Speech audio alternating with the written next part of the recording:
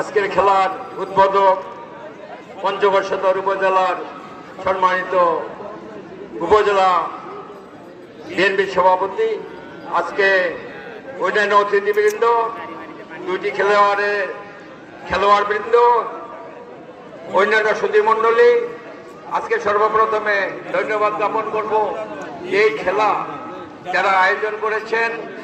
আসলে একটা খেলা পরিচালনা করতে অনেক অর্থের প্রয়োজন হয়, এটা বিশাল সাহসের ব্যাপার। এই খেলার আহ্বায়ক মাসুদ এবং আরো অন্যান্য যারা জড়িত আছেন, 9টি ওয়ার্ডের বিএনপির ওয়ার্ড সভাপতি, সেক্রেটারি, সম্পাদক সহ অন্যান্য সদস্যবৃন্দ, তাদেরকে ধন্যবাদ জ্ঞাপন করছি।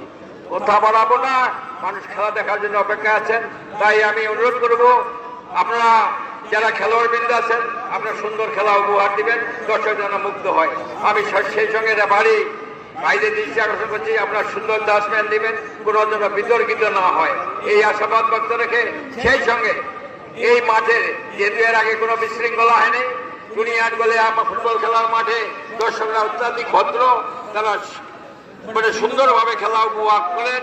তাই আমি আশাবাদ ব্যক্ত রাখবো যে আপনারা আজকেও এই খেলাটি উপভোগ করবেন, কোনো প্রকার বিশৃঙ্খলা যেন না হয়, এই আশাবাদ ব্যক্ত রেখে সবার সুস্বাস্থ্য কামনা করে